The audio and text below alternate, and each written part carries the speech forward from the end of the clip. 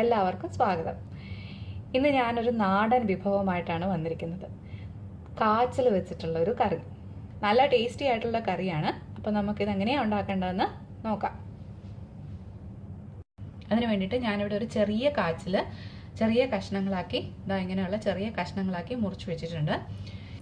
ഇതിപ്പോൾ ഏകദേശം മുറിച്ച് വന്നപ്പോൾ എനിക്ക് ഒരു 1.25 ഗ്ലാസോളം മുറിച്ച കഷ്ണങ്ങളുണ്ട്. ഒരു ചെറിയ കാച്ചിലാണ്.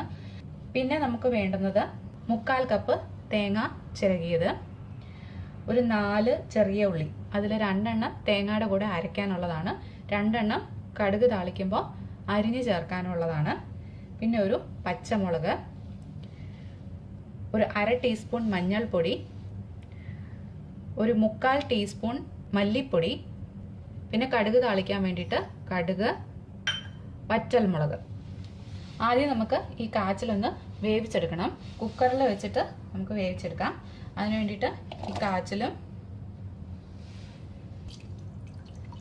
അത് നികക്കെ വെള്ളവും അല്പം ഉപ്പും കൂടെ ചേർത്ത് വേവിച്ചെടുക്കാം. ഇനി ഈ കാച്ചിക്ക വേകുന്ന നേരം കൊണ്ട് നമുക്ക് അതിൻ്റെ അരപ്പ് അരച്ചെടുക്കാം. തേങ്ങ ഒരു 1/4 കപ്പ് തേങ്ങ, നമ്മൾ എടുത്തു വെച്ചിരിക്കുന്നത് കൂട്ട് 2 ചെറിയ ഉള്ളി, ഒരു പച്ചമുളക്, 1/2 ടീസ്പൂൺ മഞ്ഞൾപ്പൊടി, 1/4 ടീസ്പൂൺ മല്ലിപ്പൊടി, ഇത്രയും കുറച്ച് മാത്രം വെള്ളം ചേർത്ത് നല്ല പേസ്റ്റായിട്ട് അരച്ചെടുക്കണം. ഇതാ ഞാൻ ആ തേങ്ങ നല്ല സ്മൂത്തായിട്ട് അരച്ചിട്ടുണ്ട്. അതുപോലെ തന്നെ കടുക് മൂപ്പിക്കാനുള്ള ഉള്ളിയും ചെറുതായിട്ട് അരിഞ്ഞു വെച്ചിട്ടുണ്ട്. ആദ്യം പറയാൻ വിട്ടുപോയതാണ് കറിവേപ്പില. കുറച്ച് കറിവേപ്പില എടുത്തു വെച്ചിട്ടുണ്ട്.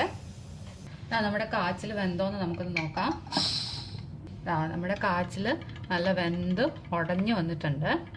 ബാക്കി ഇങ്ങനെ കഷ്ണങ്ങളായിട്ട് കിടപ്പുണ്ടെന്നുണ്ടെങ്കിൽ ഒന്നൊന്ന് ഉടച്ചു കൊടുക്കുക. ചെറുതായിട്ടൊന്ന് ഉടച്ചു കൊടുത്താൽ മതി. മുഴുവൻ അങ്ങ് പേസ്റ്റ് പോലെ ആക്കണ്ട. ഇനി നമുക്ക് ഇപ്പം തീ ഓഫായി കിടക്കുവാണ്. ഇനി ഇതിലേക്ക് ഒന്നുകൂടെ ഒന്ന് തീ ഓണാക്കി കൊടുക്കാം. എന്നിട്ട് ഇതിലേക്ക് കറിവേപ്പില ചേർത്ത് കൊടുക്കാം. അതുപോലെ തന്നെ നമ്മൾ അരച്ചു വെച്ചിരിക്കുന്ന തേങ്ങ, ഒരല്പം വെള്ളം കൂടെ ചേർത്ത് ഒന്ന് കഴുകി ഒഴിക്കാം.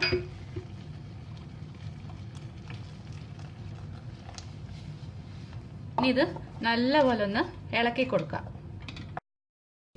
ഇളക്കി കൊടുത്തതിന് ശേഷം നമുക്ക് ഉപ്പൊന്ന് നോക്കാം. കുറച്ചുകൂടെ ഉപ്പ് വേണം. ഇപ്പോൾ ഉപ്പൊക്കെ കണക്കായിട്ടുണ്ട്. ഇനി ഇത് ചെറുതായിട്ടൊന്ന് തിളയ്ക്കണം. ചെറുതായിട്ട് തിളച്ചാൽ മതി, ഒരുപാടിട്ട് തിളപ്പിക്കണ്ട. ചെറിയ തിള വന്നു കഴിയുമ്പോഴത്തേക്ക് നമുക്ക് തീ ഓഫ് ചെയ്ത് കടുക് പൊട്ടിച്ച് ചേർക്കാം. ഇതാ നമ്മുടെ കാച്ചിൽ കറിയിൽ ചെറുതായിട്ട് തിള വന്നിട്ടുണ്ട്. ഇനി നമുക്ക് തീ ഓഫ് ചെയ്ത് കൊടുക്കാം. ഇനി അടുത്തായിട്ട് ഇതിലേക്ക് കടുക് പൊട്ടിച്ച് ചേർക്കുകയാണ് ചെയ്യേണ്ടത്. അതിന് വേണ്ടിയിട്ട് നമുക്കിത് ഇപ്പുറത്തേക്കൊന്ന് മാറ്റി വയ്ക്കാം. കടുക് താളിക്കാനുള്ള പാൻ അടുപ്പത്ത് വെച്ചിട്ടുണ്ട്. ഇതിലേക്ക് കുറച്ച് വെളിച്ചെണ്ണ ഒഴിച്ചു കൊടുക്കാം. എണ്ണ ചൂടായി വരുമ്പോഴത്തേക്കും കടുക്,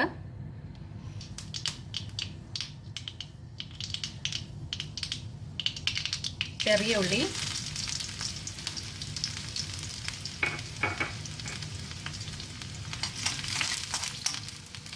ചെറിയ ഉള്ളി ഒന്ന് മൂപ്പിച്ചു കൊടുക്കാം.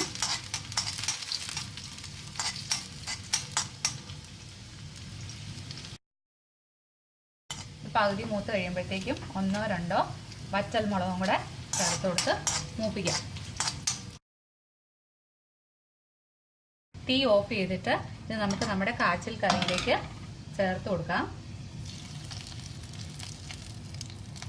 ഇതാ നമ്മുടെ രുചികരമായിട്ടുള്ള കാച്ചിൽ കറി റെഡി ആയിട്ടുണ്ട്.